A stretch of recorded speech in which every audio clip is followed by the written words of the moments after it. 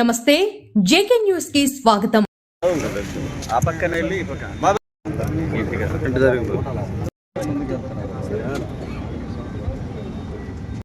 Doctor Babasaheb Ambedkar బాబు జగజ్జీవన్ రామ్.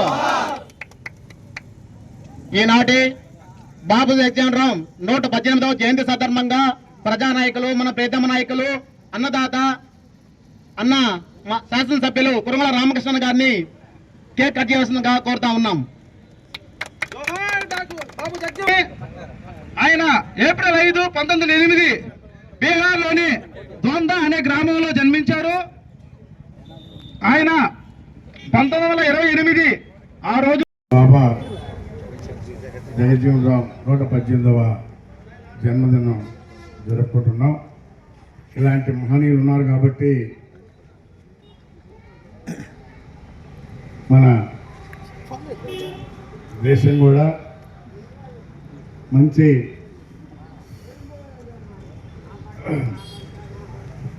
అభివృద్ధిలో కానీ అన్ని రకాలు కూడా ఇలాంటి వాళ్ళు చూసి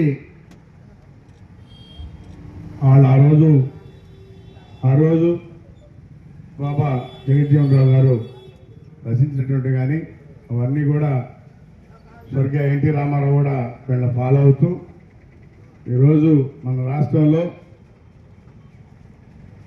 అభివృద్ధి, మన రాష్ట్రాన్ని మనం కాపాడుకుంటామంటే ఇలాంటి వాళ్ళని చూసి కాపాడుకుంటున్నాం. కాబట్టి ఇలాంటి మహనీయులు మన దేశంలో పుట్టడం కూడా ఒక గొప్పతనం చెప్పని కూడా చెప్పక తప్పదు. ఇలాంటి వాళ్ళు ఉన్నారు కాబట్టి ఈరోజు న్యాయం వాళ్ళ కాళ్ళ మీద నడుస్తామని చెప్పడం కూడా తెలియజేస్తూ ఇలాంటి వాళ్ళని చూసి ఇంకా కూడా మన రాబోయే జనరేషన్లో కూడా వీళ్ళ గురించి తెలుసుకోవాలంటే చాలా ఉన్నాయని చెప్పడం కూడా తెలియజేస్తూ బాబా జగజ్జీవన్ రావు గారి జన్మదిన 118వ జన్మదిన శుభాకాంక్షలు తెలియజేస్తూ సెలవు.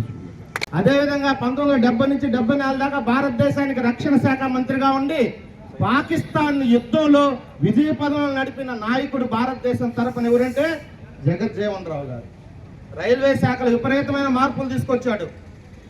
అదేవిధంగా అన్న నందమూరి తారక రామారావు గారికి గురు బహిరంగ చెప్పిన వ్యక్తి ఎవరంటే జగజ్జీవన్ రావు గారు. ఆంధ్రప్రదేశ్లో తెలుగుదేశం పార్టీ పుట్టిందంటే జగజ్జీవన్ రావు గారి స్ఫూర్తే. దానికని మీకు ఒక ముఖ్యమైన విషయం చెప్పదలుచుకున్నాను. జగజ్జీవన్ రావు గారు పుట్టినరోజుని రాష్ట్ర ఫస్ట్ సెలవు దినం ప్రకటించిన ఏకైక రాష్ట్రం ఏంటంటే మన ఉమ్మడి ఆంధ్రప్రదేశ్. ఉమ్మడి ఆంధ్రప్రదేశ్లోనే జగజ్జీవన్ రావుకి మొట్టమొదటిగా సెలవు దినంగా ప్రకటించాం. ఆయన పుట్టినరోజుని మన అన్న ఎన్టీ రామారావు ప్రపోజల్ చేశాడు ఆ రోజు కేంద్రానికి, సమానత్వ దినంగా ప్రకటించండి. ఈ రోజు కూడా కొనసాగుతుంది అది. ఈ రోజు కూడా జాతీయ దినోత్సవం, సమానత్వ దినోత్సవం ఈ రోజు మనకు. కాబట్టి ఈరోజు అన్ని రాష్ట్రాల్లో సెలవు లేదు.